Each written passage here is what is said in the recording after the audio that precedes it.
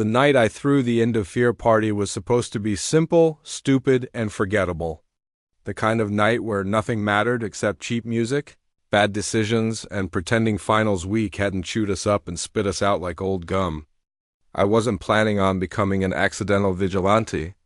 I wasn't planning on my friends traumatizing a burglar so badly he'd probably flinch every time he saw duct tape for the rest of his life. And I definitely wasn't planning on spending the evening watching drunk people wield brooms like medieval weapons. But life has a way of taking a normal night and twisting it until you're staring at something so absurd that you can't even explain it to yourself. The house was already overflowing with people by the time the sun went. Down bodies squished wall to wall. Everyone shouting to be heard over a sound system that had seen better days. Music so loud the floorboards shook like they were trying to escape. The place smelled like sweat, beer, and whatever cheap cologne guys wear when they think they're going to meet their soulmate at a house party. I wasn't drunk enough to ignore the chaos yet, but I was working on it. Every room was full, every hallway blocked, every conversation too loud. It was perfect in the stupidest possible way. I remember leaning against the kitchen counter, trying to decide whether the warm beer in my hand tasted more like metal or disappointment. When my stomach gave me that unmistakable, horrifying lurch, not a gentle warning, not a suggestion, a brutal, urgent announcement. You have about 10 seconds to get to a bathroom or you will die from embarrassment. I put my cup down so fast it probably spilled everywhere, shoved myself past a crowd of people singing aggressively off-key, and sprinted toward the hallway. Both bathroom doors were shut. Both had feet visible under them. Both had people inside who did not sound like they were going to finish anytime soon. I knocked anyway. Occupied. Someone barked. I knocked on the other door. If you open this door, I swear to God I will ruin your life. A girl shrieked. Okay, so that was a no. I turned around, hand over my mouth, trying to breathe through the nausea. There was no time. No chance, no dignity. I bolted toward the back door, nearly tripping over a guy passed out with half a slice of pizza on his chest, and practically launched myself into the backyard. The cold air hit me like a slap. The bush near the fence were dark enough to hide me, so I stumbled toward them without thinking twice. I crouched down, braced myself, and emptied my entire stomach into the leaves. It wasn't pretty. If a raccoon had been watching, it would have left in disgust. When I finally stopped, I stayed there for a moment, hunched over, breathing hard, feeling the humiliating sting of being a 19-year-old who couldn't handle 2 extra shots. The party noise was muffled out here, just a distant rumble of laughter and music. I closed my eyes, wishing for death, or at least for a time machine. Then something made me look up. I don't know what. A sound, maybe? A flicker of movement.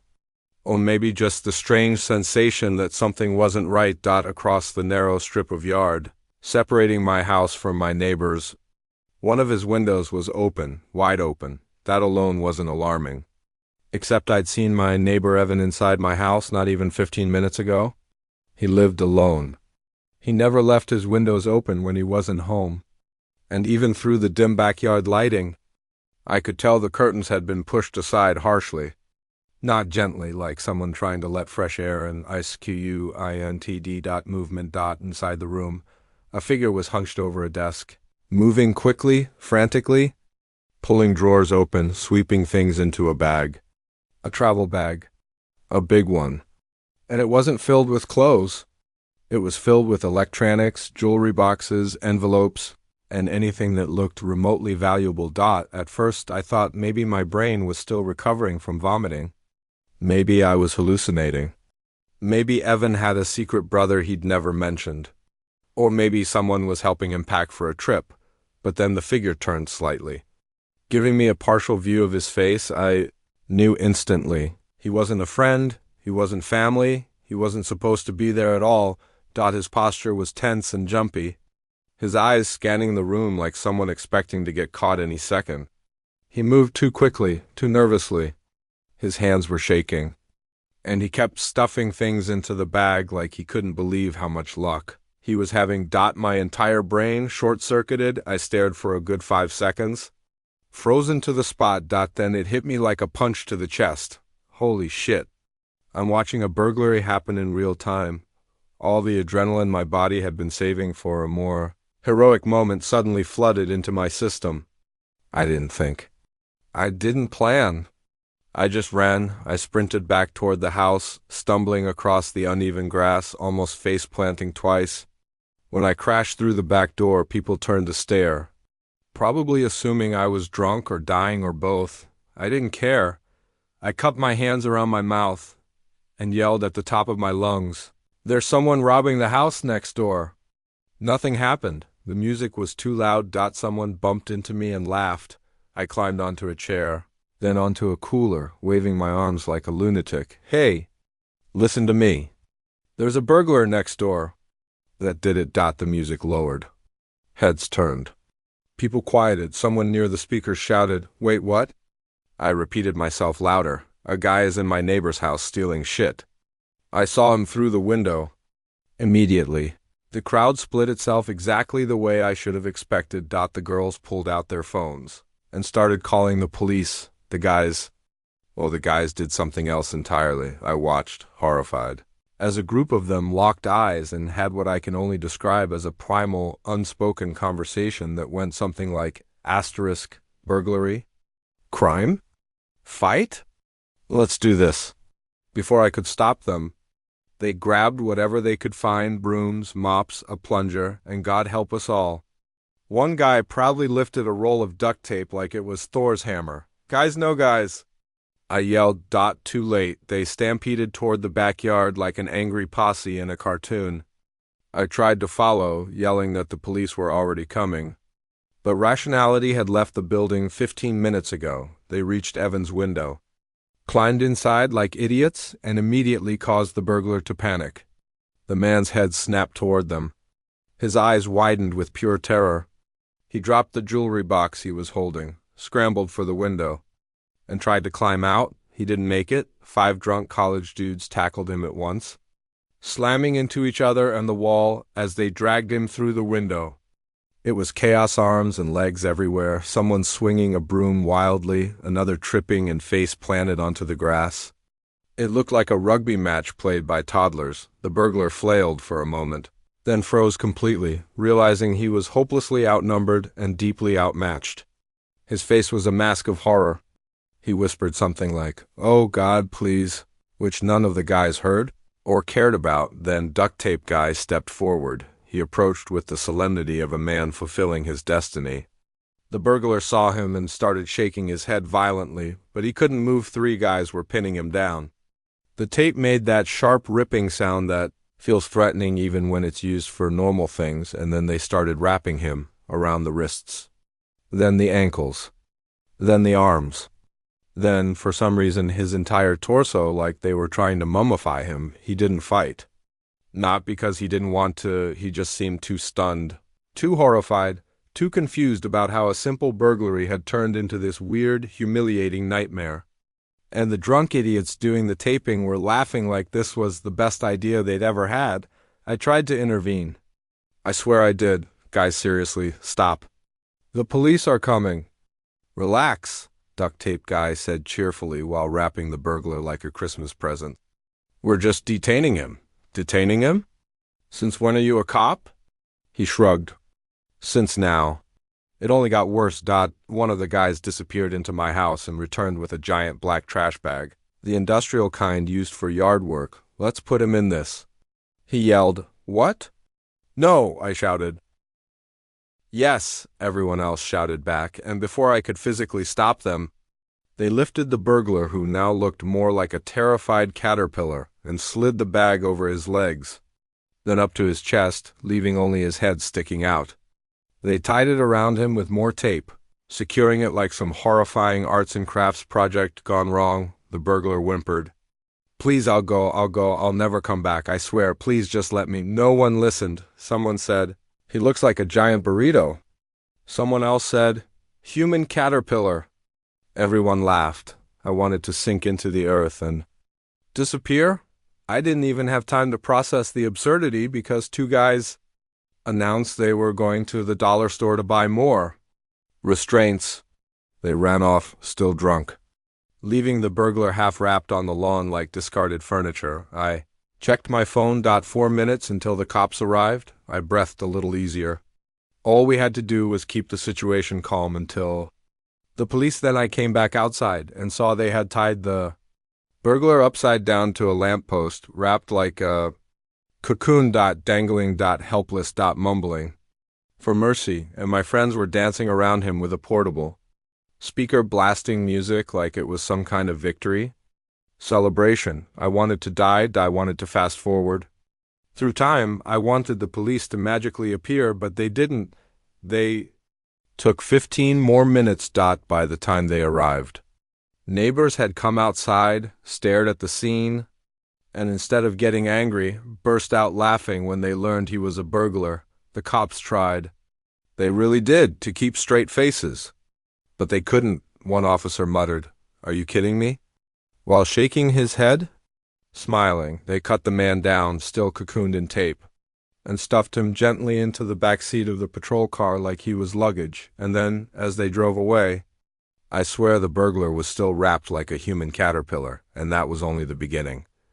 A beginning none of us realized would spiral into something much bigger, much stranger, and much more dangerous than a simple drunken vigilante moment, because while we thought the chaos was over, we didn't know yet this burglar wasn't alone and he wasn't done with us. Asterisk. For the first hour after the police drove away with the burglar cocooned in duct tape, everything at the party turned strangely calm, like the chaos had reached its peak and people finally ran out of energy to be stupid.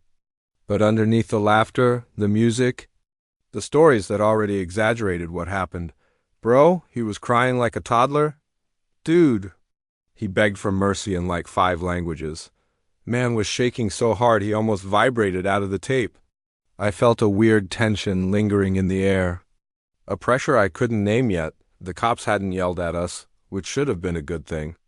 They'd even joked a little, which was wild. Neighbors weren't angry either. They looked amused, impressed even. It should have been a win.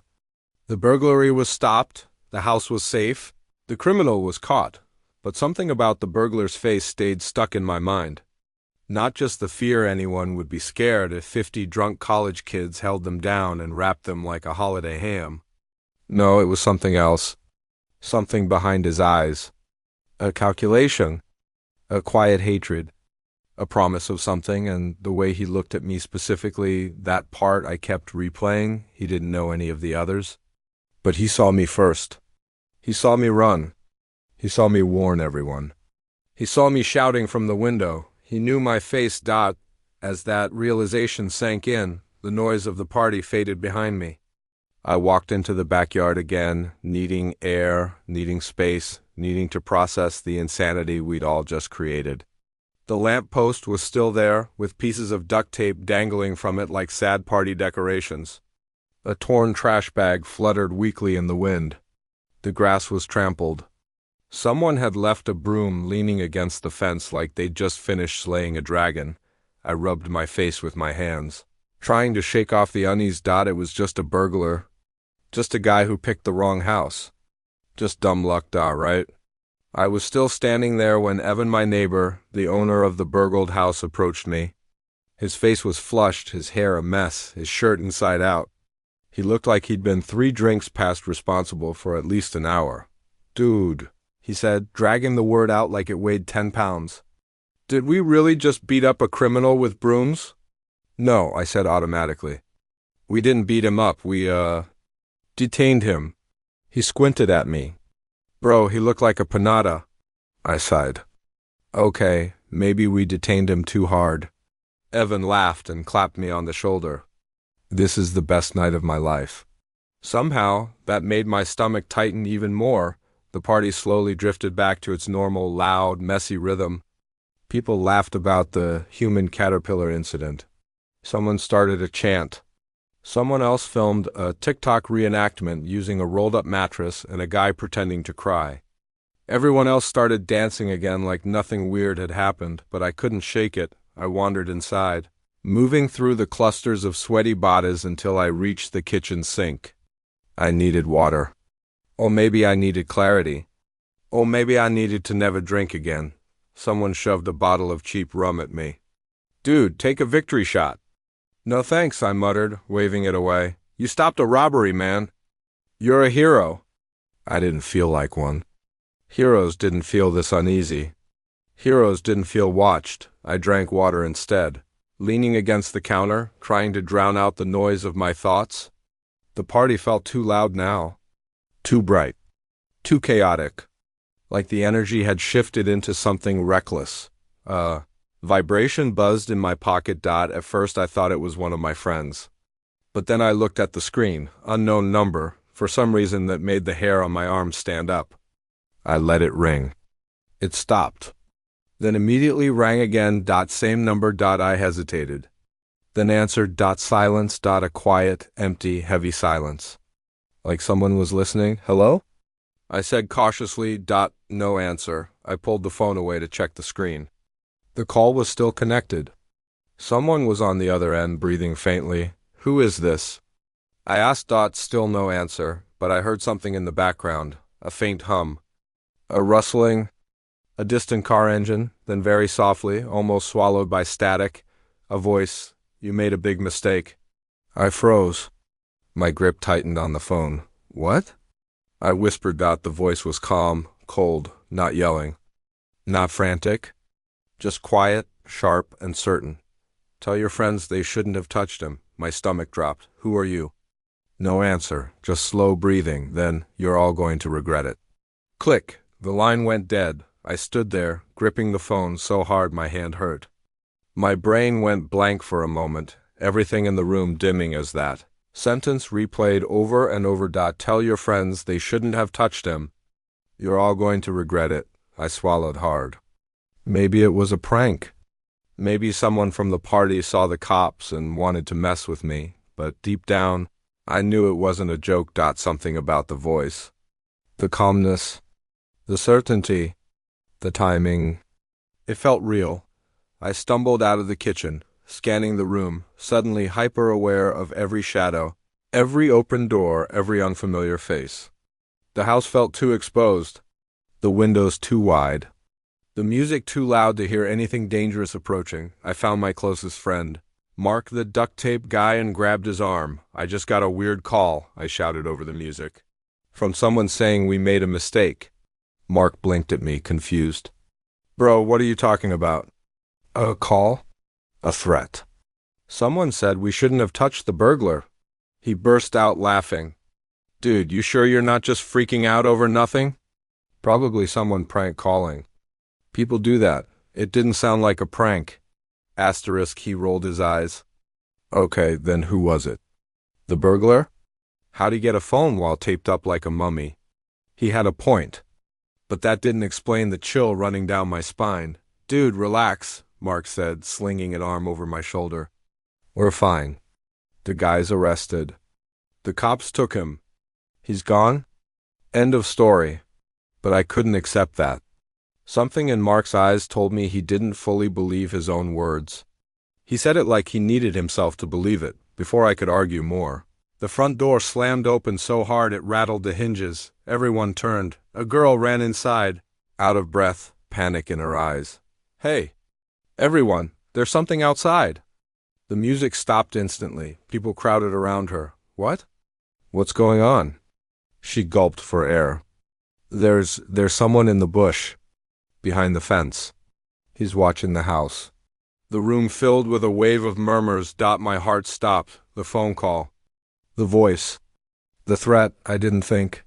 I just ran to the backyard, through the door, across the lawn, toward the fence. My friends followed behind me. The girl pointed with a trembling hand. Right there.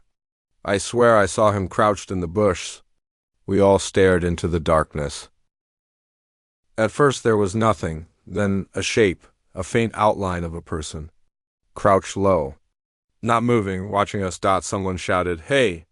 Who's there? The figure moved slightly. Not away, toward us. Slowly, deliberately. The backyard went silent.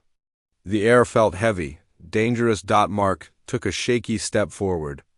Yo, you're on private property. The figure stood up. Tall, broad, shadow covering his face then. He stepped into the light, and my blood went cold because I recognized the eyes, the expression, the same hardened, calculating stare from the burglar. But sharper, older, smarter, not the burglar. Someone related to him, someone with the same jawline, the same nose, the same eyes, but filled with rage. Instead of fear, he stared at me like he had already chosen what he would do to me next. Then he spoke. You kids made a very big mistake tonight. My breath caught in my throat. The girl screamed. Someone grabbed my shoulder, and the man stepped forward. Not to run, not to hide, but to come closer. As if this was only the beginning. The backyard was still spinning around me, like the whole world had been tilted slightly to the left. The music was muffled now, still thumping, but distant, buried under the sudden shock of what I'd just seen inside my neighbor's house. I stood there, my fingers gripping the edge of the windowsill, trying to steady myself and trying even harder to make sense of what I'd witnessed. A stranger. A bag, hands grabbing things that weren't his. For a few seconds I didn't move. I didn't even breathe. All I could hear was the blood pounding behind my ears and the faint rustling of him stuffing things into the bag, completely unaware that I was watching. His movements were frantic but precise, like someone who'd done this before, someone who wasn't new to crime or panic or late-night break-ins, and weirdly, the silence of that moment made it 10 times more disturbing. It was like I'd stumbled into another world, one where my drunken college life and the dangerous reality of adult crime had collided in the sloppiest, most accidental way possible. Then it hit me like a sledgehammer. He's robbing the place. Holy shit. He's actually robbing the place. My entire body lurched backward so fast I nearly slipped on the grass. The cold night air slapped me across the face with the kind of clarity no amount of alcohol could drown. I didn't think. I didn't plan. I just ran. I sprinted back toward my house with legs that weren't fully committed to staying upright. The porch light blurred in my vision, and my foot caught the steps so hard I practically flew into the living room, where the party had only gotten louder and messier since I'd been gone. Lights were flashing. People were yelling lyrics to a song no one actually knew the words to. Someone was chanting, "C-U-G?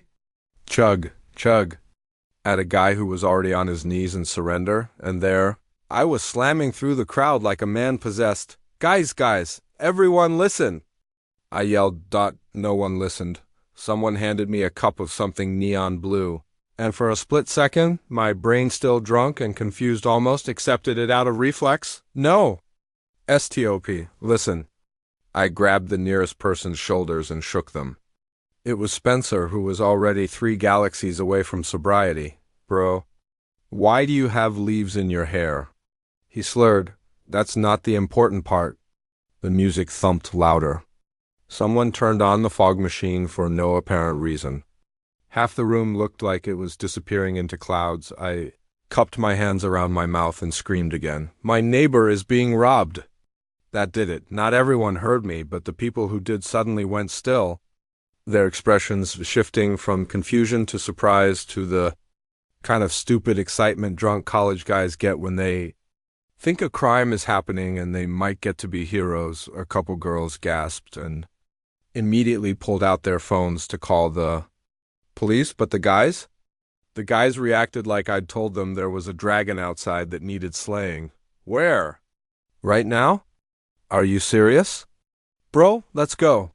Before I could even explain, they were already grabbing things: brooms, mops, pool cues, a plunger, a frying pan, like they were preparing to storm a castle. And then there was Mark. Of course, Mark showed up. Mark was the guy who never got involved in anything until the situation was already too stupid and dangerous for anyone else to handle. His face was flushed, his steps uneven, and his hand lifted triumphantly into the air, holding a roll of duct tape like it was Thor's hammer. "We ride at dawn!" he yelled dramatically. "It's 11:30 at night." Someone shouted back, "Even better!" Before I knew it, a whole mob of drunken idiots charged out the front door, tripping over shoes, each other, and thin air as they went barreling toward the neighbor's house. I followed, partly because I felt responsible and partly because I knew these morons would genuinely get themselves killed if I didn't dot by the time we got to the window. The burglar had already heard the commotion. He froze mid-grab, dropping a silver picture frame. It clattered onto the floor with a sharp metallic ring. His eyes darted toward us wide, shocked, horrified, and then he bolted. For half a second, it almost looked like he might make it. He shoved the bag strap over his shoulder, swung his leg over the windowsill, but he didn't count on 20 drunk. College guys stumbling toward him with the combined coordination of a collapsing bookshelf. They tackled him so fast and so stupidly that it was almost graceful. One guy tripped, taking 2 others down with him. Someone fell on top of the burglar's legs. Another rolled sideways and somehow ended up sitting on the burglar's chest. A broom handle snapped in half like it was made of cheap plastic, and the burglar? He wasn't fighting. He wasn't resisting. He just curled up and screamed, "Please, don't hurt me. Please, oh God, please." His voice cracked pathetically, and his entire body trembled like a terrified animal. And then, because my friends are disasters, Mark arrived with the duct tape. "Oh, hell yeah," he whispered. As if he had been preparing for this moment his entire life, the burglar didn't even try to stop him. He just kept begging, shaking, whimpering, while Mark wrapped tape around his wrists, his ankles, his elbows, his knees mummifying him with chaotic enthusiasm. "Bro, we need more tape." Someone yelled, "I got IT." Another voice yelled back. 2 minutes later, someone sprinted outside with a giant black trash bag. I didn't know who. I didn't know why. And by the time I realized what they intended to do, it was too late. Nitrogen monoxide. "No nitrogen monoxide, guys, wait." I yelled, but the burglar had already given up on life. They slid the bag over his entire body like they were wrapping a Christmas present, leaving only his head sticking out. Then more tape. More layers. He looked like a giant human sausage. A burrito with anxiety. A caterpillar of pure regret. He whimpered softly through the layers of suffocating plastic and tape. "I'll never come back. I swear, please just let me go." It should have been horrifying. It should have been disturbing. It should have been something that sobered everyone instantly, but instead, the drunk mob stepped back, admired their work like proud kindergartners who had just glued macaroni to paper, and one person actually clapped. "That's beautiful," someone whispered, wiping a fake tear. And then, because my luck is cursed, someone shouted, "We need more supplies," which is how 2 idiots ended up jogging to the dollar store at nearly midnight, still drunk, with no rational plan. The 2 idiots who volunteered to go to the dollar store were already hyping themselves up, like they were on some heroic mission. One of them, Ethan, was wearing a Hawaiian shirt that wasn't buttoned properly, and the other, Kyle, had a traffic cone on his head like a medieval helmet. "I shall return with rubber bands," Kyle declared, raising the cone dramatically. "We shall restock the armory." Ethan added, "You guys don't need to go anywhere." I tried to yell, "The police are already coming." They ignored me completely, which meant 2 very drunk, very determined morons zigzagged really down the street to buy dollar store rubber bands for a burglar who already looked like a DIY pinata. Meanwhile, the rest of us just stood there. The burglar was lying on the ground, wrapped so tightly in tape that I couldn't even tell where his arms were anymore. The black trash bag crinkled every time he breathed, making small shivering noises like a frightened animal, and yet my friends didn't treat him like a criminal. They treated him like a party attraction. Someone dragged a lawn chair over and sat next to him like he was supervising a campfire. Another guy took out his phone, aimed the flashlight at the burglar's taped body, and said, "Bro, this is art. This is actually modern art." And then, because apparently everyone had lost their minds, someone turned the music up from our backyard speakers. The beat pulsed through the neighborhood, heavy and rhythmic, shaking the porch windows.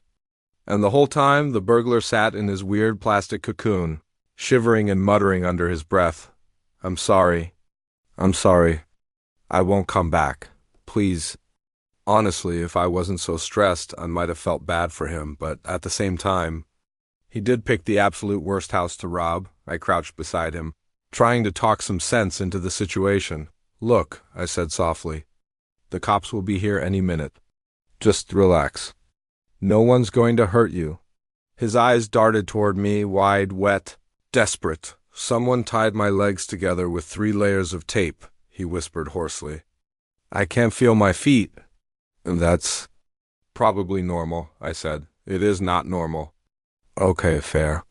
But you're alive. That's something...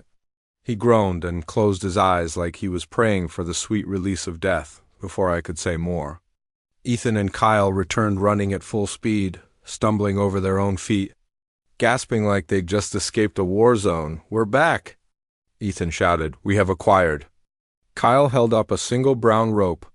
The rope of justice. You said you were getting rubber bands. I said they were out. Ethan shrugged. I doubt that. Okay, we forgot, Kyle admitted, wheezing. But we got something better. The burglar's eyes widened in absolute horror when he saw the rope. No! No. Please. Guys, I shouted, trying to intervene.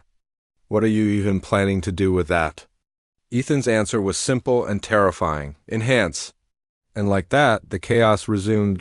4 of the guys lifted the burglar trash bag. Tape. Everything like he weighed nothing. He squealed, flailing his head since it was the only part of his body not taped down. Then, unbelievably, they carried him toward the lamppost at the edge of the yard. Nitrogen monoxide. Stop, please, he shrieked. I'll give everything back, I swear. But it was too late. They wrapped the rope around his ankles first, looping it clumsily like they were trying to tie up a rogue pinata at a kid's birthday party. Then they tossed the other end of the rope over the lamppost arm, Pull. Someone shouted and because they were drunk idiots, they actually did. The burglar rose off the ground. Upside down, his head dangling just a few inches from the grass, his entire caterpillar body swinging slowly like a sad, terrified pendulum. I stood there frozen. Everyone else cheered loudly. Someone turned the music up again. Someone else brought out more drinks. 2 guys started dancing around the hanging burglar like it was some kind of bizarre ritual. Why are we like this? I yelled at the universe, but no one heard me. The burglar sure did. He was crying now, actual tears forming at the corners of his eyes as he dangled helplessly. This is illegal, he whimpered. This is so illegal. You broke into a house. One of the guys yelled, Yes! I know, and I regret it. I regret everything. Then, because life is absurd, one of the guys held up a plastic cup. You want a beer, man? The burglar tried to answer, but he was upside down and panicked, so all he managed was a strangled gag. Tough crowd. The guy shrugged and walked away. At this point, the neighborhood started to wake up. A porch light flickered on across the street. Then another. And another. One neighbor came outside in a bathrobe, ready to complain about the noise until she saw the human caterpillar hanging from the lamppost. Her eyes widened, her mouth fell open, and then she burst into laughter. Oh my God. She wheezed. You caught him? You actually caught the guy? Yes, I am. Mark shouted proudly from the chair he'd pulled up. The threat has been neutralized. She clapped. What was wrong with this neighborhood? But before I could ask her anything else, finally heard the distant sound of sirens. The police were on their way, and the burglar dangling upside down, completely defeated, closed his eyes and whispered, Thank God. Please save me. Little did he know the cops were about to laugh too. The sirens grew louder slow at first, distant, like they were still deciding whether our tiny suburban street was worth the trouble. But eventually the sound crept closer, bouncing off the houses, rattling windows, and finally turning the entire drunken crowd completely silent for the first time that night. Everyone froze, even the guy who had been twerking next to the lamppost stopped mid-motion, hands still on his knees, eyes wide with the realization that real consequences might finally be arriving. The burglar hung upside down, tears streaking down his face, his nose red from crying, his voice a trembling whisper, They're coming. Thank God. Thank you know what? I don't even know if I believe anymore. But still, thank someone. I stood there, caught between dread and relief. This was good. This was responsible. This was what was supposed to happen, except the closer the sirens got, the more evident it became that the police had no idea what they were about to walk into. No training manual on Earth had prepared them for the sight of a fully wrapped human caterpillar being hung like a decoration from a neighborhood lamppost while a bunch of 18-year-olds danced around him with beer cups. The music was still blasting from our backyard. The fog machine was still spewing white smoke in random bursts. The drunk mob was still wobbling in place, trying to look innocent and failing miserably, and me, I was trying to figure out how to not get arrested for whatever this counted as: detaining a criminal, citizen's arrest, unlawful duct tape cocooning, lamppost misuse. I had no idea. The police cars finally rolled to a stop at the curb, lights spinning quietly, sirens cutting off. 2 officers stepped out, one tall and serious looking, the other shorter with a mustache that looked like it was holding on to his face by sheer willpower. They stood there for a long, silent moment, staring. The burglar dangled gently in the breeze. Nobody spoke. Nobody breathed. The mustached officer blinked once, twice. Then, in a voice that sounded like he couldn't quite believe his own eyes, he said, "What in the hell am I looking at?" Mark, of course, stepped forward with complete confidence. "Officer," he said, pointing dramatically at the upside-down burglar, "we have apprehended the suspect." The tall officer narrowed his eyes. "Apprehended?" "Yes," Mark nodded proudly. "Using advanced tactical immobilization techniques." "Advanced?" The mustached officer repeated, staring at the 3 layers of duct tape, the trash bag, the rope, and the fact that the burglar was upside down. The burglar sniffed loudly and mumbled, "Please help me." A group of people on the porch snorted with laughter. The taller cop sighed and pinched the bridge of his nose. "Son, did you duct tape this man to a trash bag?" Mark straightened his back. "Yes, sir." "To prevent escape. And you hung him from a lamppost?" "We needed gravity on our side." The mustached officer choked on a laugh, turning quickly to hide it behind his hand. The taller officer's jaw tightened, like he was trying desperately to maintain authority but rapidly losing the battle. I stepped forward. Hands raised. "Officer, let me explain." "Please do," the taller one muttered, "before my partner passes out from trying not to laugh." So I explained everything. How I puked in the bush. How I saw the neighbor's window open. How I witnessed the burglar shoving valuables into a travel bag. How the guys stormed the house. How they tackled him. How the duct tape came into play. How the trash bag came into play. Against my will. How the rope came into play. Even further against my will, asterisk, asterisk. The officers listened. The mustached one kept shaking his head with each new detail. Like every sentence I spoke was a personal attack on his understanding of the universe. By the end, he let out a long exhale and said, "This might be the dumbest smart thing I've ever heard." The burglar sobbed louder. "Can you please cut me down?" he begged. The officers exchanged a look. The tall one finally nodded. Double quotes. "Yeah, let's get him down." But apparently, even that turned out to be a challenge. 4 officers ended up needing to hold his body steady while someone cut through the rope. When he lowered to the ground, he landed with a soft, defeated thud face smushed into the grass. Limbs still taped inside the trash bag cocoon like a rolled-up carpet. One officer crouched beside him and said, with surprising gentleness, "Sir, I need to ask if these students harmed you in any way." "Harmed me?" The burglar shrieked, still upside down mentally.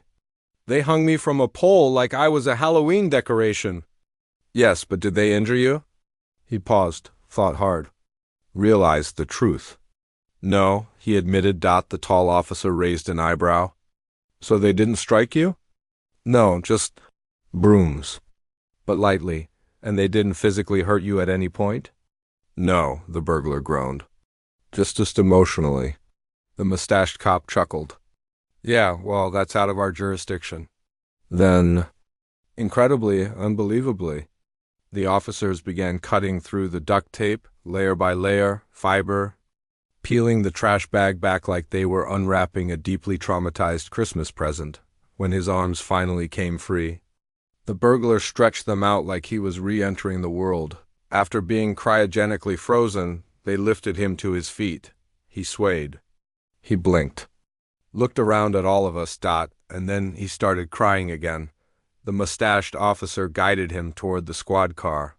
"Come on, Caterpillar," he muttered under his breath. "Let's get you out of here." "Don't call me that," the burglar whimpered. "You earned it." They put him in the back of the car, still wrapped in duct tape around the ankles, because no one wanted to keep peeling that off, and shut the door. Then the taller officer turned back toward us. All of us froze. Even the music seemed to turn itself down out of fear. He folded his arms, surveying the chaos. The trash bag, the broken broom, the fog machine, the drunken crowd, the lamppost, the burglar-shaped indent in the grass. Finally, he spoke. "No charges," he said. Everyone exhaled at once. "But," he added sharply, "if I ever see duct tape involved in any situation like this again, all of you are going to jail. Do you understand?" "Yes, sir," we all shouted. "Good, now clean up this mess. And turn the damn music down." The officers got back into the car, drove off with the human caterpillar, and disappeared into the night, and just like that, we were alone again. The party resumed, because of course it did, except the energy had shifted. Everyone was buzzing, not from alcohol, but from the adrenaline of what had just happened. People were talking in excited bursts. "I can't believe that worked. He looked like a burrito. Dude, we actually caught a criminal. Bro, did you see the cop trying not to laugh? That burglar's gonna need therapy." And in the middle of the chaos, I stood there, staring at the lamppost, wondering how the hell this night wasn't over yet. I thought the craziness was done. I thought the worst had already happened, but I was wrong, because what happened after the burglar was taken away was even stranger, even funnier, even more dangerously stupid.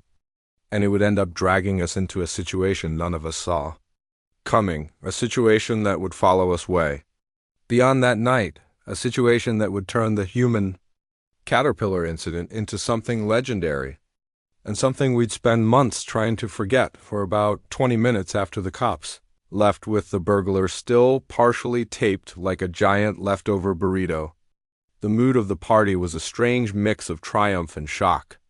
People floated around the backyard, retelling the same parts of the story over and over with bigger gestures, louder voices, and more ridiculous embellishments than the last time. Dude, I swear he tried doing a backflip out the window. He cried like a toddler when we picked him up. Man, we're superheroes. Actual superheroes. We should make t-shirts. Someone actually suggested a group photo spot at the lamppost where the burglar had been dangling, and about 15 idiots scrambled toward it like it was some holy landmark. People were posing with their hands out like they were holding invisible ropes, others pretending to swing brooms like swords. It was stupid. It was reckless. It was everything you'd expect from a group of people who could barely stand upright anymore. And yet, even in the chaos, something felt weirdly unfinished. I could feel it. Like the night wasn't quite done with us yet. I walked inside, partly because I needed air and partly because my heart was still racing from the entire ordeal. The living room was a mess, cups everywhere. Someone sleeping on the couch despite the noise. 3 people arguing about whether pizza rolls counted as a breakfast food. My mind replayed everything that had happened. The burglar's terrified face, the duct tape, the trash bag, the cops' confused expressions. The fact that we somehow got away with it. It didn't add up. It didn't feel real. I wandered into the kitchen for water, pushing past a couple making out next to the fridge like it was the only oxygen source in the room while I was filling a cup. Spencer stumbled in, sweating and looking like the night had personally assaulted him. Bro, he said, leaning heavily against the counter. We did something legendary tonight. Legendary stupid, I corrected. He waved me off. Semantics. But before he could ramble more, the back door swung open and Mark barged in, red-faced, panting, looking way too excited for someone who had duct taped a grown man a half hour ago. Guys, he shouted. Everyone looked up. My stomach sank. Nothing good ever followed. Guys! From Mark, there's someone outside asking for you, he said. I blinked. For me? Yeah, he nodded, like, specifically you. Who? He shrugged dramatically. Some dude. I groaned. Is he drunk? Is he lost? Is he the pizza guy? Nope, Mark said. He's wearing a suit. A suit? Yep, full suit. Tie and everything. That got my heart racing again. What does he want? He didn't say. Just told me to get you. Spencer pointed at me. Oh, bro, you're in trouble. The universe came back for you. I ignored him and followed Mark outside. Pushing through the crowd, the backyard was still buzzing with party noise. But the moment I stepped onto the side lawn, everything felt different, quiet, heavy. Almost eerie. That's when I saw him. A man stood by the fence. Not old, not young. Late 30s maybe, dark suit, black tie. Polished shoes that did not belong anywhere near grass and spilled beer. He turned when he heard me approach. His expression was unreadable, calm, almost too calm for someone arriving after a ridiculous suburban crime circus. You're the homeowner? He asked. Yeah, I said slowly. Can I help you? He looked me up and down as if making a mental assessment. Then he stepped closer. Do you have a moment to talk about the man who attempted to rob your neighbor tonight? My stomach tightened. What about him? Instead of answering, he reached into his inner coat pocket. For a horrible second, I thought he might be pulling out a badge or a gun, or some kind of official paperwork that would officially ruin my life, but no, he pulled out a small black envelope. He held it out to me. From who? I asked. The man didn't blink, didn't smile, didn't move except to say, You'll understand when you open it. Then he turned around and walked away. No explanation. No questions, just walked away. He didn't get in a car. He didn't meet anyone else. He simply turned the corner of the street and disappeared. I stared down at the envelope. It was thick, sealed, my name written across the front in silver ink. Goosebumps crawled up my arms. What the hell was that? Mark said behind me. I have no idea. What's in the envelope? I haven't opened it yet. Well, what if it's like a subpoena? Mark whispered dramatically. Or a curse? Or anthrax? It's not anthrax. You don't know that? He insisted. I sighed sharply and pulled open the envelope. Inside was a folded piece of thick paper. I unfolded it slowly. At first glance, it looked like a card or an invitation. A logo was printed across the top. The Black Ridge Security Agency Private Investigations, High-Risk Retrieval, Personal Defense. My eyebrows shot up. Below it, a short typed message. We need to speak with you regarding tonight's incident. This concerns more than you realize. And at the bottom, written by hand, do not discuss this with anyone else. We will contact you again soon. The paper slipped slightly in my shaking hands. My throat tightened. Bro, Mark whispered. What did you do? I don't know. Because suddenly this wasn't just a stupid party story anymore. It wasn't just a burglar getting duct taped and hung from a lamppost. It wasn't even about us catching a criminal. Something else was happening. Something bigger. Something organized. Something dangerous. And that burglar was part of it. My pulse hammered in my chest. Everything that happened tonight, all the chaos, all the drunken stupidity, all the laughter, suddenly felt like the opening scene of a story we hadn't been told yet, a story we weren't ready for. I looked down again at the bottom of the message. We will contact you again soon. That was the moment I realized the night wasn't over. Not even close, and whatever was coming next, we weren't prepared for it. For a long moment after reading the message, I just stared at the paper like it was something radioactive. My brain was trying to make sense of it, but every time I connected one idea, it unraveled into 3 new questions. Who were these people? Why did they know about me specifically? Why did they care about the burglar? Why send a man in a suit instead of just calling? And why the hell did the note look like it belonged in a spy movie?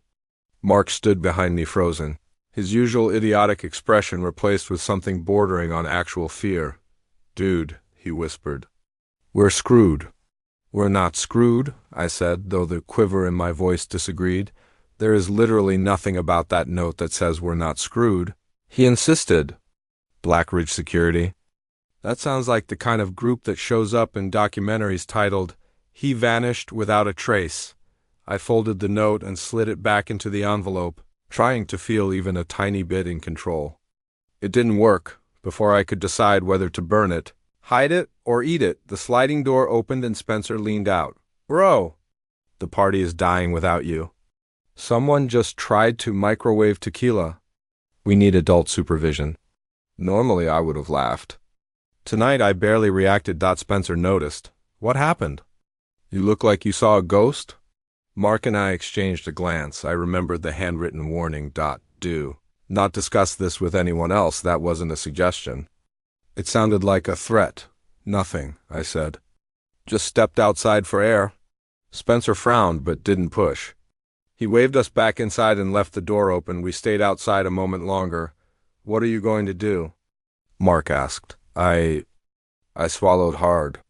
"I have no idea." "Well, you should probably not stay out here alone in the dark. For all we know, there are more suit guys hiding in the bush." "Great," I muttered. "Thanks for that." Mark clapped me on the shoulder, trying to boost my morale, but mostly making me flinch. "Hey," he said, "whatever this is, we'll figure it out. And if those guys come back acting all mysterious again, we can duct tape them too. Please never say that again." He grinned. Satisfied he made me react, we headed back inside, but the moment we stepped into the house, I realized the atmosphere had changed. People weren't as loud. The music wasn't blasting.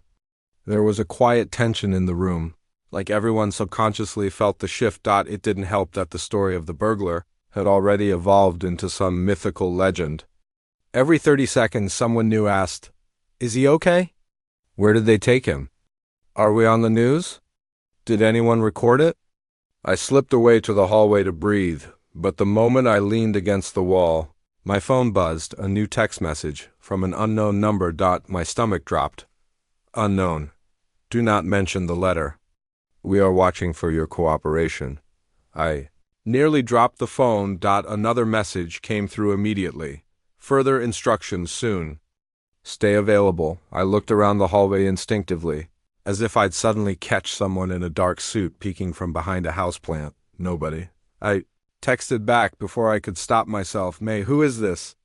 The typing bubble appeared instantly. Then disappeared, then reappeared, then vanished again. Finally, "Unknown. We'll explain everything." "Not now, not here." My pulse was pounding.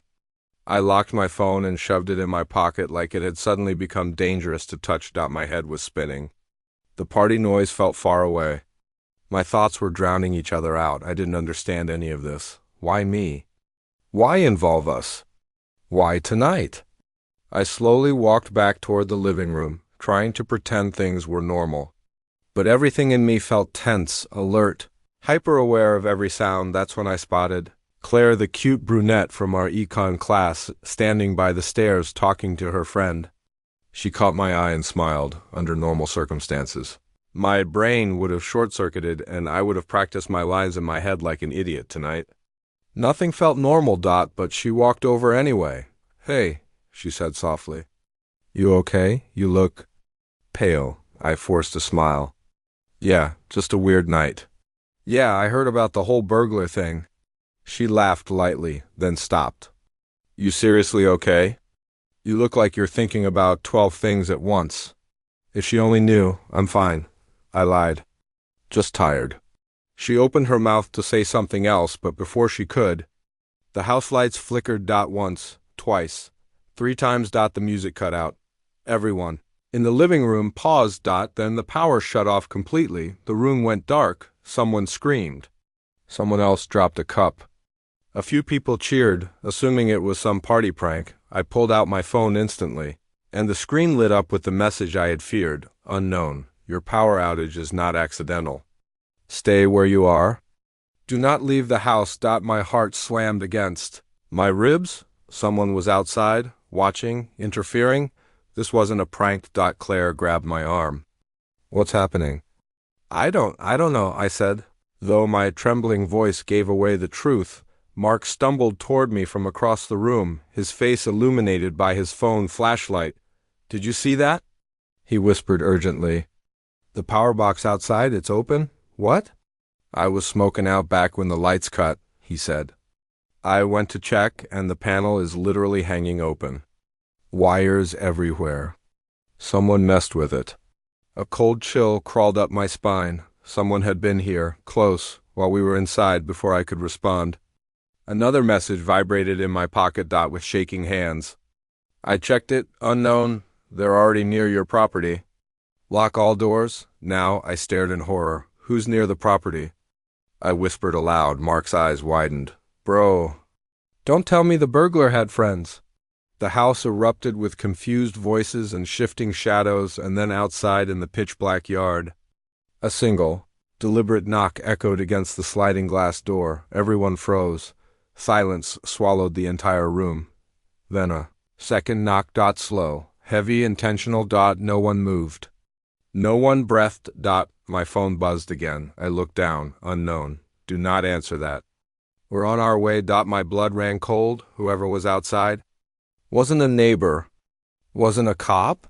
Wasn't part of the party, and definitely wasn't friendly. The third knock came. Louder. More forceful. This time. Accompanied by a faint shadow shifting behind the glass, Claire whispered, barely audible, Someone's out there. Mark grabbed a broom again because apparently we hadn't learned anything. I swallowed hard. The party had gone from funny to chaotic to terrifying in less than an hour, and deep inside, I knew this had nothing to do with a random burglary anymore. Something else had started tonight, something large, something hidden, something watching us. And the worst part, this was only the beginning. The knock at the sliding door echoed again, slow, firm, and deliberate. The kind of knock that wasn't asking to be answered. It was announcing something. The living room remained pitch black except for the dimmy glows of phone flashlights flickering like trapped fireflies. The air felt heavy, too still, like we were suspended inside a held breath. No one dared move. No one dared speak. The shadow outside. The glass door shifted again, tall, slow-moving, almost surveying the room through the darkness. Mark nudged me with his elbow, whispering, Bro, if that's a raccoon, it needs therapy. I didn't laugh. No one did. Claire's grip tightened around my arm, and I felt her trembling. Please don't go near the door, she whispered. I wasn't planning to. Another knock. This time faster, harder. Then a voice low, muffled by the glass. Open the door. The entire room shuddered. People backed away. Others pressed against walls. Someone whispered a prayer. Someone else whispered, This is your fault for inviting freshmen. I pulled out my phone with trembling fingers. A new message blinked on the screen. Unknown. We're less than 3 minutes away. Do not engage. Secure the house. Stay together. Secure the house. Right? As if we were trained for this. Mark looked at me. 3 minutes is a long time if the boogeyman is out there. I stepped forward, careful not to get too close to the sliding door. The voice came again. I know you're in there. Open the door. But something was off. He didn't sound drunk. He didn't sound angry. He didn't sound desperate. He sounded calm. Like someone who wasn't afraid of who or what was inside. The kind of calm that sends chills down your spine. Spencer appeared beside me, slightly out of breath, holding a flashlight like a club. Dude, who the hell is that? Did the burglar have a twin? A cousin? A whole crime family? No idea, I whispered, but my stomach twisted because I realized something. The burglar never knocked. He entered quietly, sneaky, hidden, whoever this was. Didn't care about being quiet. They wanted us to know they were there. The silhouette moved, and for a split second, headlights flashed outside passing car lights bouncing off the figure, enough to show a mask. A dark, smooth mask covering the whole face. Like a featureless oval. Claire gasped and buried her face behind my arm. What? What is that? Someone whispered, Shakil. Why? Another knock. Harder. More urgent. But then something changed. The masked figure suddenly stepped back, looking toward the street. Like they heard something we didn't, they froze. Then bolted into the side yard. Disappearing into the dark, the backyard fell silent again. Everyone was too frozen to breathe, too overwhelmed to process what just happened. I checked my phone. Nothing, though. New messages. Mark's voice broke the silence. Anybody else feel like we just dodged a horror movie jump scare? Before anyone could respond, a loud bang echoed from the side of the house. Something metallic. Something heavy. People screamed. Phones dropped. Someone ran straight into the kitchen door and bounced off it like a rubber ball. The banging came again, closer this time. Against the side gate. And then footsteps, fast, multiple. Running along the side of the house. Straight toward the front door. Spencer shouted, "Someone get the front door!" I ran. Mark ran. Half the party tripped over each other. We reached the front entry just as the doorknob twisted, not jiggled. Not rattled. Twisted. Someone was on the other side, trying to open it, trying to get in. Claire screamed from down the hall. "Lock it!" I slammed the deadbolt with shaking hands. The doorknob twisted harder, faster, like the person outside realized we were seconds. A head. Then dash bang. A fist slammed into the door. Then another. Hard. Rhythmic. Determined. Whoever was outside wasn't trying to be subtle anymore. They were trying to break in. Bang, bang, bang. Mark grabbed me, yelling, "Back up, back up!"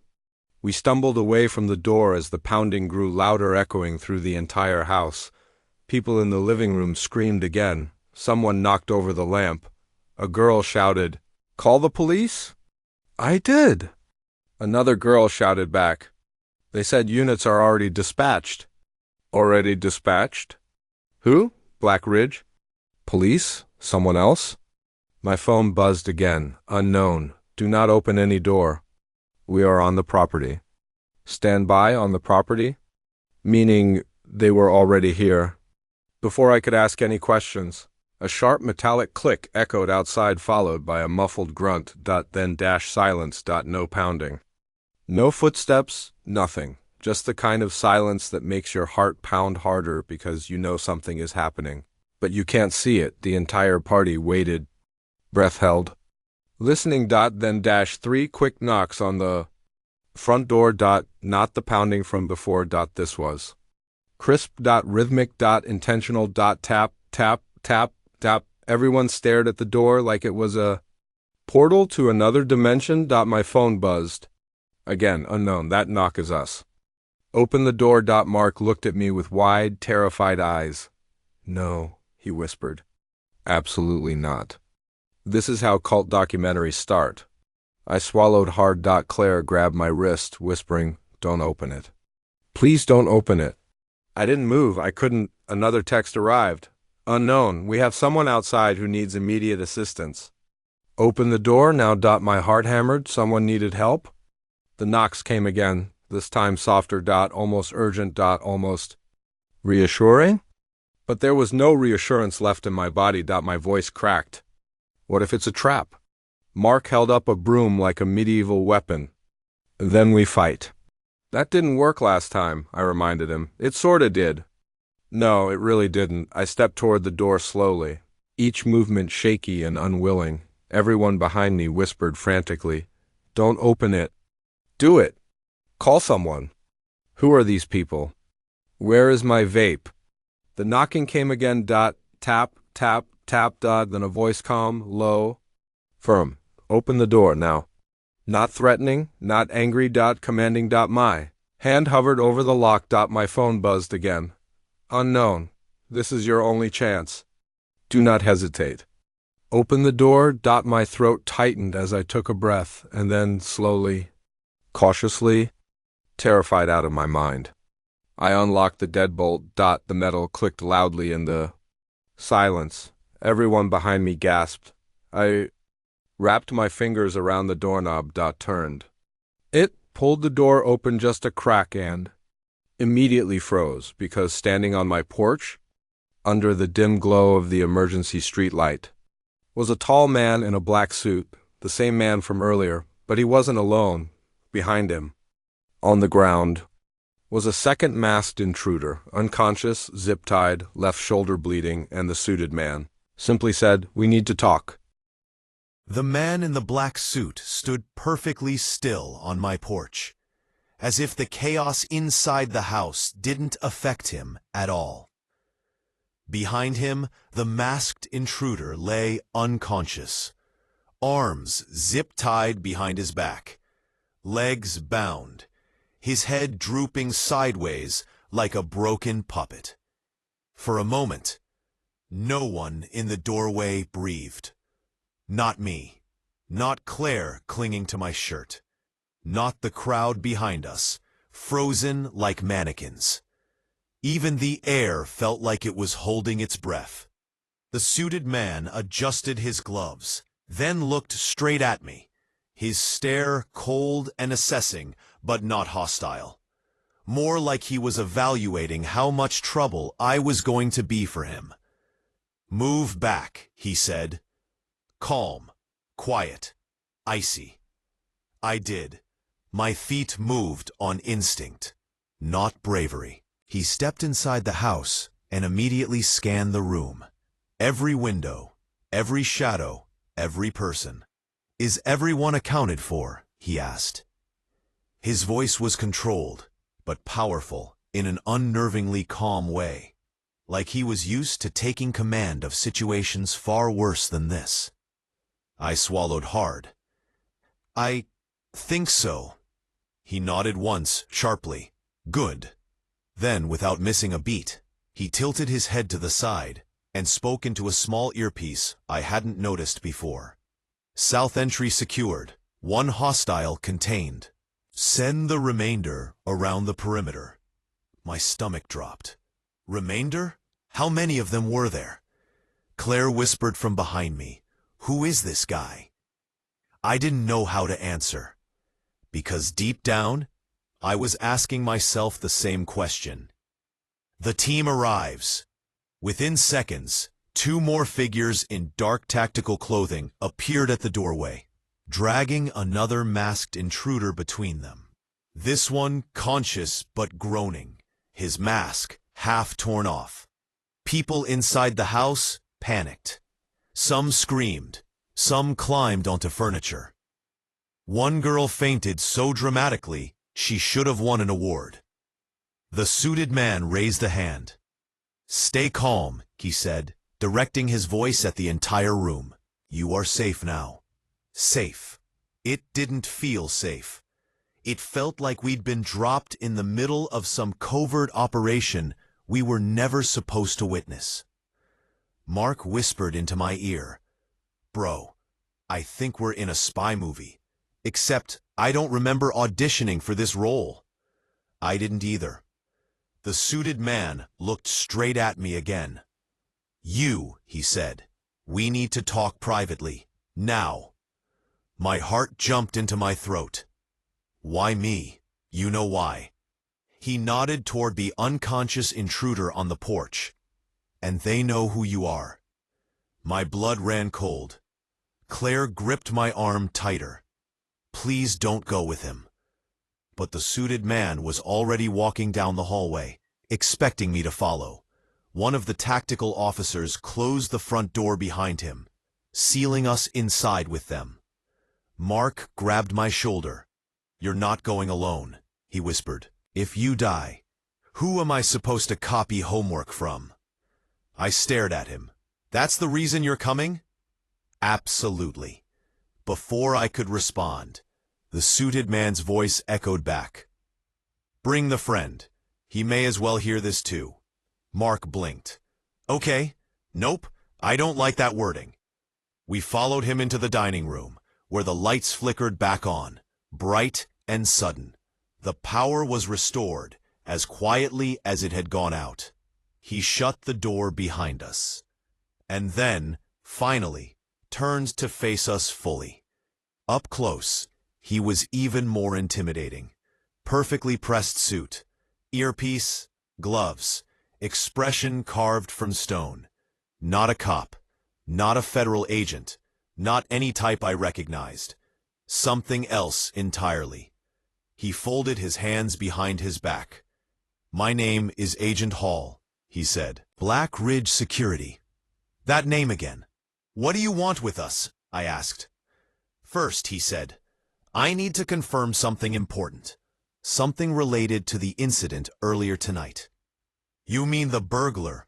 His jaw tightened slightly. "He was not a burglar."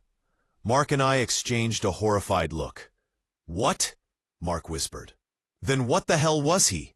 Agent Hall paused, as if deciding how much he could reveal. "Then, an asset." I blinked. "A what?" "A thief," Hall clarified. "A highly skilled one. Not an amateur, not a junkie, not some random criminal. The man you restrained tonight has been on multiple federal watch lists for the past 2 years. Mark frowned. "Watch lists? As in plural?" "Correct." A cold feeling spread through me. Hall continued. "You didn't just interrupt a burglary. You interrupted an active operation. One we were already surveilling." "So, he was being watched?" Hall nodded. "We've been tracking him for months, but tonight, he moved earlier than expected. That's why we didn't intercept him before he entered your neighbor's home." Mark raised a hand. "Question, was duct taping him into a human burrito part of your plan or ours?" Hall ignored that completely. "You boys complicated things," he said. "But you also helped. A lot." I blinked. "Helped? How?" "You prevented him from escaping with his target items." Hall pointed toward the unconscious masked man outside. "He was working with others, a coordinated group, and you disrupted them." Oh no. "So the guy who came knocking earlier was part of his crew," Hall confirmed. "Armed, dangerous, and desperate." Mark exhaled shakily. "Well, that's comforting. The reason they want me." Hall took a step closer. "Now for the part you really need to hear." He lowered his voice. "Your involvement tonight wasn't random." My throat tightened. "What does that mean?" My voice barely came out. Hall studied me carefully. Too carefully. "We detected that one of the thieves and one of the individuals in the house had prior intersecting activity." I froze. "What activity?" Hall didn't blink. "A digital footprint." Mark slowly turned toward me. "Bro, are you secretly in the mafia?" "No." Hall raised a hand to stop us from derailing. "The asset, the one you captured, had data on his device connecting him to a previous break-in near your dorm earlier this year." I blinked. "Wait, I wasn't involved in that." "Correct, you weren't," Hall said. "But someone close to you was." A cold chill crept up my spine. "Close to me? Who?" Hall held my gaze. "We don't know yet." That didn't help. Not even a little. Mark stared at me. "Bro, you have suspicious friends. That tracks." Hall continued, unfazed. "What matters is this. The thieves weren't just looking for valuables. They were looking for information. Something or someone connected to your circle." My legs felt weak. "You think they were targeting me?" "Yes." My heart dropped. Claire screamed from the living room. All 3 of us spun around. Hall immediately pressed a finger to his earpiece. "Report?" A muffled voice answered. "Movement at the back window. One escaped. South fence." Hall's expression sharpened. "Secure the civilians. Sweep the perimeter. Nobody leaves." He turned back to us. "This isn't over," he said. "Not a threat. Not reassurance. A statement of fact." Then he looked at me, serious, unwavering. "They didn't come here for the house," he said quietly. "They came here for someone inside it." His eyes locked onto mine. "And we need to find out why." The door burst open behind him. Another agent leaned in, breathless. "Hall, we've got a problem." Hall didn't flinch. "What now?" "The third suspect, the one who ran, he left something behind." "What?" The agent held out a small black device, a phone, sleek, unmarked, still warm. On the lock screen, my name, my full name, with a timestamp. Tonight's timestamp. Hall turned toward me slowly. "Looks like we found your answer." My knees almost buckled. Someone, one of the intruders, had my name saved on their device. Planned for tonight. Deliberate, intentional. Hall straightened. "We're taking you into protective observation." I stepped back. "What does that mean?" "It means," Hall said, "you're not going anywhere without us. Not tonight. Not for a while." Mark swallowed. "Do I, also get protection? Or am I just side character material?" Paul ignored him. "Get your shoes," he said. "We're leaving." I stared at him, trembling. "Where are we going?" He held up the phone with my name glowing on it. "Somewhere safer than here." I remember standing there in the hospital hallway, staring at the white walls, feeling more exhausted than I had felt in years. The night outside was still young, but my body felt like it had lived an entire lifetime in a few hours. The events of everything, the break-in, the chase, the fight, the police, the revelations about who the burglar really was, had all piled inside my head like some giant, ugly knot. And yet, deep under all that chaos, the only thing I really felt was relief that everyone was alive. Hurt, shaken, traumatized perhaps, but alive. When the doctor finally walked out of Mark's room and told me he would recover, something in my chest finally loosened. I didn't even realize I had been holding my breath until it escaped my lungs in one long, shaking exhale. He had a concussion, bruised ribs, cuts, and needed stitches. But he would be okay. And hearing that felt like someone had dragged me out of deep water right before I drowned. I wasn't allowed to see him yet, so I just walked down the hall to the waiting room, where the rest of my friends were waiting. It hit me again how strange this whole group looked sitting together. Hours ago, they were all loud, messy, drunk idiots dancing to obnoxious speakers. And now they were sitting in stunned silence, their clothes torn, their faces bruised, and their eyes hollowed out by everything that had happened. They looked like soldiers after a battle. Jake was pacing, running his hands through his hair. Ryan was sitting on the floor, leaning against a chair, staring blankly at the wall, like he was afraid if he blinked, he'd see everything happen again. Daniel was holding an ice pack to his swollen cheek, not even wincing, because he was too exhausted to care. And even Liam, usually the loudest, craziest one, was curled up in a chair, elbows on his knees and staring quietly at the floor. When I walked in, they all looked up at me at once, like they were waiting for a verdict. "He's gonna be okay," I said. The change in the room was instant. Shoulders dropped, heads leaned back. Some cursed quietly in relief.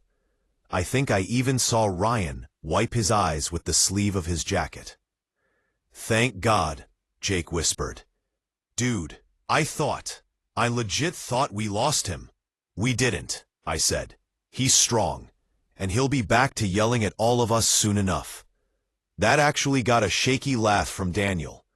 But before any relief could settle fully, the hospital doors swung open, and in walked the cops, two of the same officers from earlier. The room froze. Nobody said a word. You could practically hear the fear dripping down the walls. Even though we had been cleared earlier, the presence of a uniform was enough to make everyone relive the worst of the night. The taller officer walked up to us. He wasn't smiling now. His face was serious, almost too serious, and I could see the tension rising in my friend's shoulders. "All right," he said, looking around the group. "We need an update from you boys. The man who broke into the house next door woke up." Every single person stiffened. Liam's jaw clenched. "And?" The officer crossed his arms. "And he's talking." A cold wave rolled across the room. "What did he say?" I asked. The officer sighed. "More than we expected." He explained that once the burglar woke up and realized he wasn't dead, he began hyperventilating uncontrollably and crying, not because of injuries, but because, according to him, he believed you guys weren't students at all. He thought you were some sort of unhinged vigilante gang that caught criminals and tortured them for sport. The image of my drunk, broom-wielding friends being interpreted as a terrifying outlaw hit squad might have been funny on a normal day. But tonight, it landed with a dark heaviness. "He said," the officer continued, "I thought they were going to kill me. I thought they were going to hang me like a piñata and light me on fire." Jake winced. "Dude, we literally gave him water. You duct-taped his entire torso," the officer said flatly. That shut everyone up. The second officer stepped forward. "Now, here's the important part. He isn't pressing charges for what you did." Everyone sat up straighter. "He's not?" Ryan asked, eyes wide. "No," the officer said, shaking his head. "He is too terrified to do anything." He said, and these are his exact words, by the way, "I never want to see any of those psychos ever again." We all stared at him. It was the first moment of genuine humor of the entire night, and we weren't even sure we were allowed to laugh.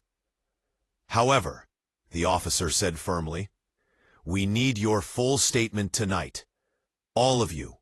Once your friend in the room is awake and stable, he'll have to give his too." "Will we get in trouble?" Liam asked quietly. The officers exchanged a look. "You defended someone's home," the first officer said. "You restrained the intruder. Excessively, sure, very excessively, but you didn't injure him beyond reason, and you didn't intend to hurt him, and the burglar has agreed to cooperate with the investigation and identify his accomplices." "Accomplices?" Daniel repeated. The officer nodded. "He wasn't acting alone.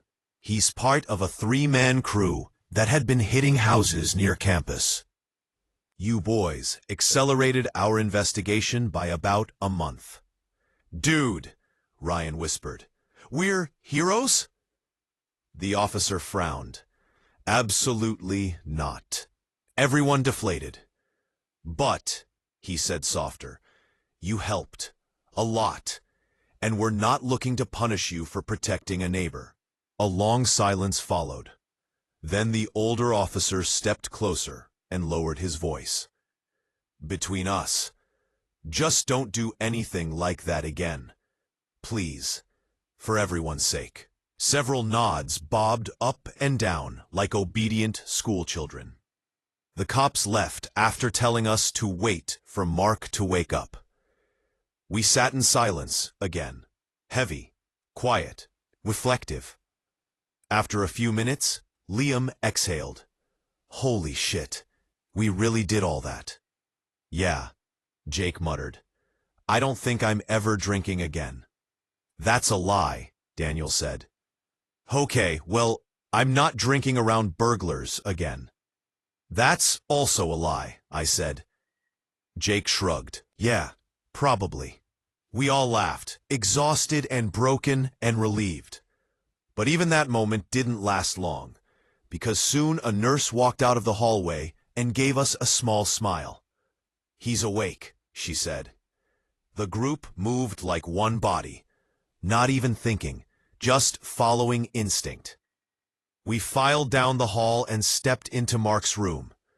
He was half sitting up, pale, bruised, one eye swollen, hair a mess, an IV in his arm, and somehow still smirked at us. "Dude," he croaked in a raspy voice, "did we win?"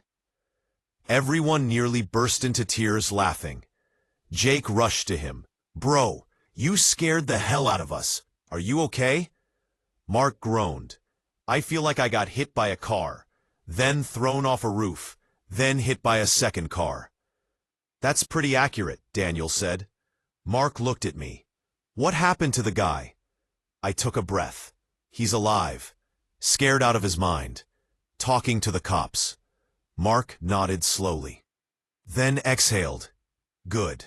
Because if he had died, I don't think any of us could have handled that." Liam looked at him seriously.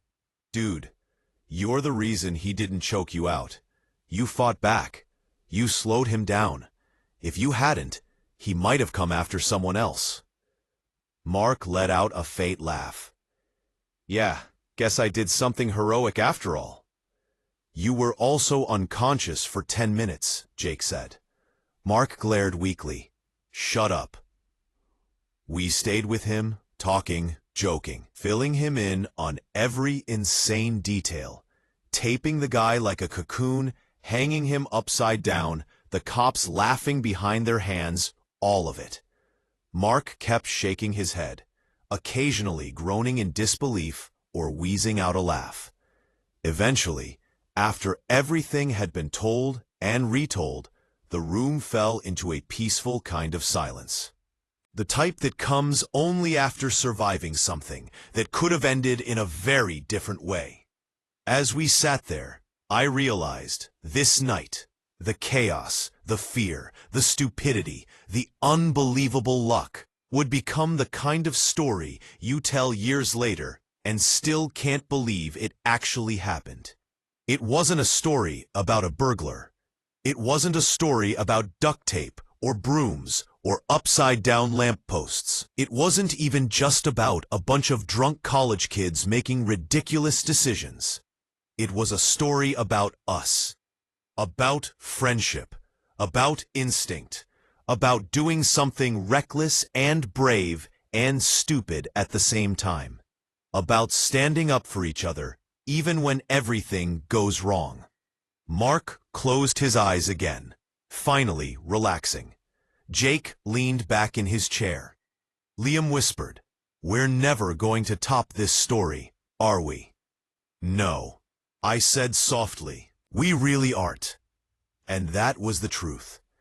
Because no matter what else we did in life, no matter where we went after college, no matter how much time passed, we would always remember the night we accidentally traumatized a burglar so badly that he begged the police to take him away, and somehow ended up being the most unforgettable, chaotic heroes campus had ever seen. The end.